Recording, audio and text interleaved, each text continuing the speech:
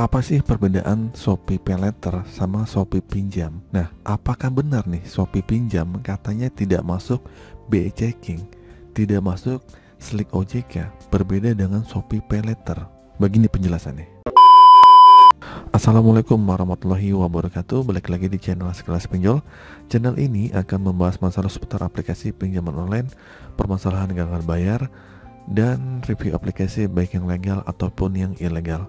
Gimana teman-teman kabarnya? Sehat selalu ya untuk kita semua. Semoga kita diberi kemudahan dan kelancaran untuk melunasi segala hutang-hutang kita di pinjaman online. Amin. Oke, langsung saja nih, gak usah basa-basi. Saya akan membahas masalah tentang perbedaan Shopee Paylater sama Shopee Pinjam. Katanya kalau Paylater ini masuk Slik OJK, BI Checking, tapi kalau Shopee Pinjam itu nggak masuk. Nah, begini penjelasannya. Oke, saya akan mengasih tahu dulu ya penjelasan perinci Shopee Pinjam sama Shopee Paylater itu apa.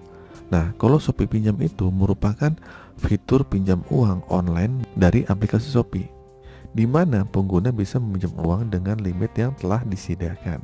Nah, apa perbedaannya dengan SPayLater atau Shopee Paylater?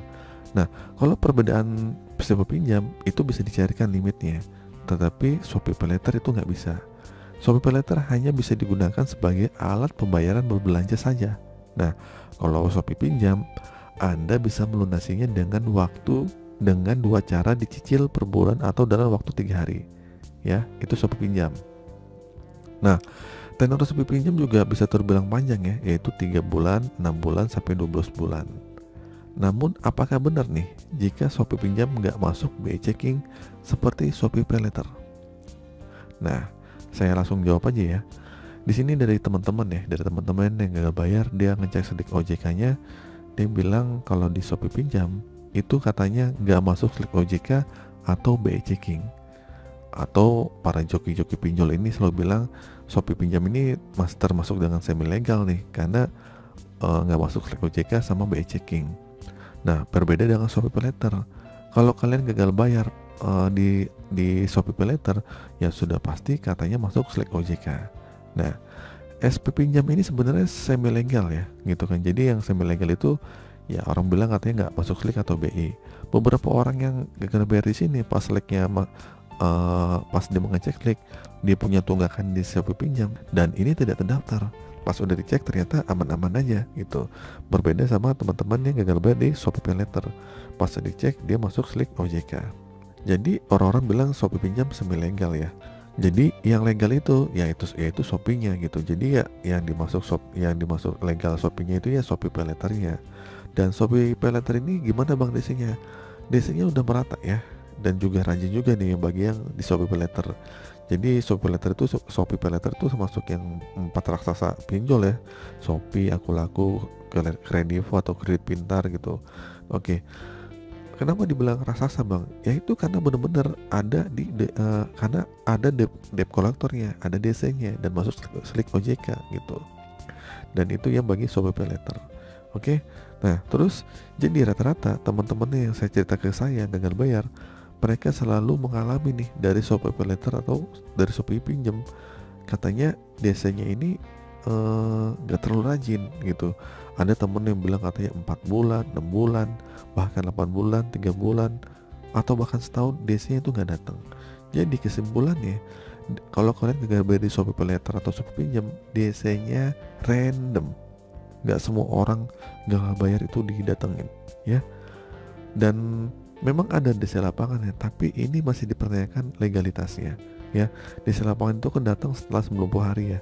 Tidak bisa dan ini maksudnya tidak bisa nagih lagi maksudnya gitu kan. Ya mereka otomatis lah ditagih oleh DC lapangan pihak ketiga. Nah, ini harus dipertanyakan legalitasnya. Harusnya sesuai dengan OJK, peraturan OJK, sebelum 90 hari itu boleh didatengin. Tapi masalahnya ada yang lewat dari 3 bulan itu didatengin oleh DC Shopee. Nah, legalitas seperti itu sudah masuk oleh pihak ketiga dong. Nah, maksud saya seperti itu. Jadi kesimpulannya sekarang jarang yang ke lapangan karena legalitasnya jarang, karena perusahaan itu sudah diatur untuk harus menggunakan DC lapangan yang punya legalitas atau sertifikat dan teredukasi.